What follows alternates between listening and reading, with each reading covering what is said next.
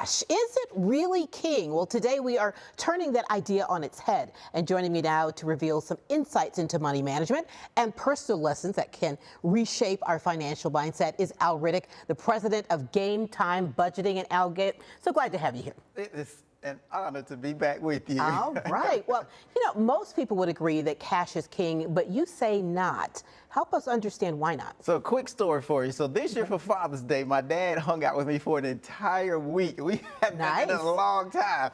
So we were going to like comedy shows. We were going to see live music. Of course, we were eating at a lot of restaurants. Right. So one day in particular, we walk up to this restaurant. We stand in line, and my dad was like, today, son, I want to treat you, right? So I ordered the food. My dad hands the cashier his money, and the cashier says, "We don't accept cash." Oh. You should have seen the look on my dad's face, but it really made me think about this phrase, cash is king, because when we think about it, we think about the superiority of cash as an alternative to other forms of payment. Sure. But sometimes cash is not king. Depending on the situation, cash is king. So that's just something to keep in mind. Absolutely. I've been in that situation too, where you want to hand over cash, but there's like, no, we don't do that. Exactly. So what other financial lessons did you learn by your dad spending a week at your house for Father's Day? So something that was really evident to me is that time is more valuable than money. I may have told you in the past, my dad had a stroke. So last Father's Day, I was in the hospital with my dad, recovering from his surgery.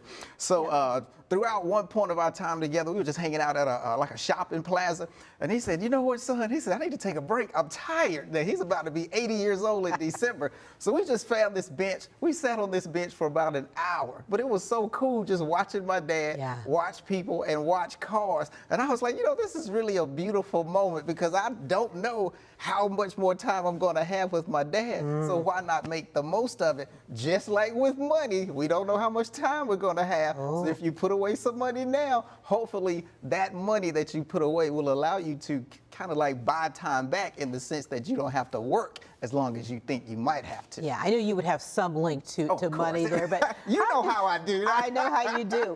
So how do you compare and contrast spending a lifetime savings for retirement with the inevitability of running out of time? So this is just my opinion, Michelle, but the act of retirement planning, it is purely a selfish act. Yeah. And when most people hear you say that, they're like, "Oh, that's not a good phrase." But selfishness, when it comes to planning for retirement, is perfectly okay, because if you don't look out for your money, who else will? Right. And when you think about it, we're all going to run out of time eventually, right? But if you manage your money the right way, it should allow you to spend a lot of time with the people you love and the people who love you. And have that money work for you, Exactly. right? So what was the one revelation you had about money that kind of caught you by surprise? So, because my dad is about to be 80 years old, I noticed that he kept asking me, he was like, "What day is it today?" And it really hit me. He's been retired for almost 30 years, Michelle. Wow. He does not care what day of the week it is, nor does he care what time it is. Yeah. So to me, I have a new goal now. I eventually want to forget